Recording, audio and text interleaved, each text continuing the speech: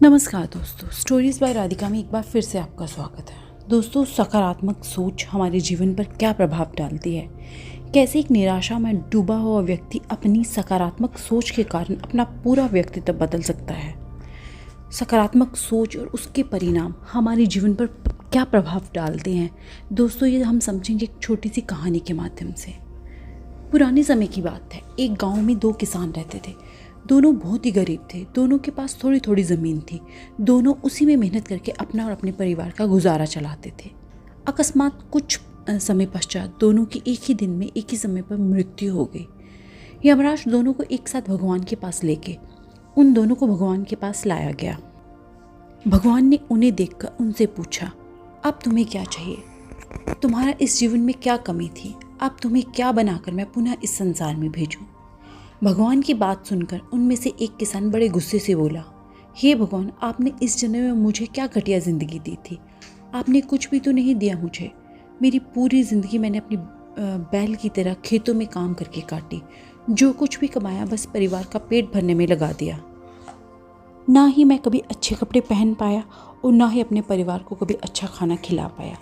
जो भी पैसे कमाता था कोई आकर मुझसे लेकर चला जाता था और मेरे हाथ में कुछ भी नहीं आया। देखो कैसी जानवर जैसी ज़िंदगी जी है मैंने। उसकी बात सुनकर भगवान कुछ समय मौन रहे और पुनः उस किसान से पूछा, तो अब तुम क्या चाहते हो? इस जन्म में मैं तुम्हें क्या बनाऊं? भगवान का प्रश्न सुनकर वह किसान बोला, भगवान, आप कुछ ऐसा कर दीजिए कि मुझे कभी किसी को कुछ भी ना देना पड़े। मुझे तो केवल चारों तरफ से पैसा ही पैसा मिले। अपनी बात कहकर वह किसान चुप हो गया।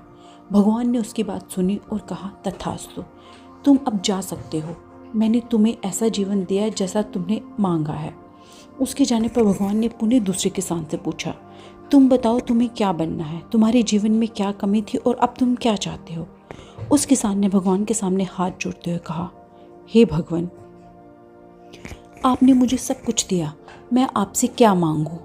आपने मुझे एक अच्छा परिवार दिया, मुझे कुछ ज़मीन दी जिस पर मेहनत करके मैं अपने परिवार का पेट पाल सका और एक अच्छा जीवन जी सका।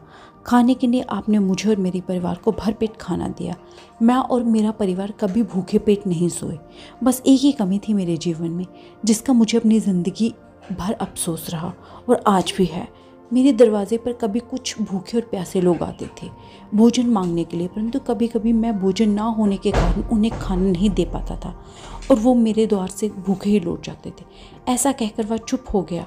भगवान ने उसकी बात सुनकर उससे पूछा, तो अब तुम क्या चाहते हो? इस जन्म में मैं तुम्हें क्या बनाऊं? किसान भगवान से हाथ जोड़ते हुए विनती की, हे प्रभु, आप कुछ ऐसा कर दो कि मेरे द्वार से कभी कोई भूखा प्यासा ना जाए। भगवान ने कहा, तथास्तु, तुम जाओ, तुम्हारे द्वार से कभी कोई भूखा प्यासा नहीं जाए। अब दोनों का पुनः उसी गांव में एक साथ जन्म हुआ। दोनों बड़े हुए। पहला व्यक्ति जिसने भगवान से कहा था कि उसे चारों तरफ से केवल धन मिले और मुझे कभी भी किसी को कुछ देना न पड़े, वह व्यक्ति उस गांव का सबसे बड़ा भिखारी बना। अब उसे किसी को कुछ देना नहीं पड़ता था और जो कोई भी आता था उसकी झोली में पैसे डालकर ही जाता था। और दूसरा व्यक्ति जिसने भगवान से मांगा था कि उसे कुछ नहीं चाहिए, केवल इतना हो जाए कि उसके द्वार से कभी कोई भूखा प्यासा ना जाए, वह उस गांव का सबसे अमीर आदमी बना। हर बात के दो पहलू होते हैं दोस्तों, सकारात्मक और नकारात्मक। अब ये आपकी सोच पर निर्भर करता है कि आप चीज़ों को नकारात्मक रूप से देखते हैं या सकारात्मक रूप से। अच्छा जीवन जीना है तो अपनी सोच को अच्छा बनाइए।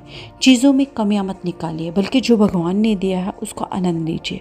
हमेशा दूसरों के प्रति सेवा का भाव रखिए। मुझे अपना कीमती समय देने के लिए और मेरी इस कहानी को सुनने के लिए दोस्तों आपका दिल से धन्यवाद। शुक्रिया। नमस्कार।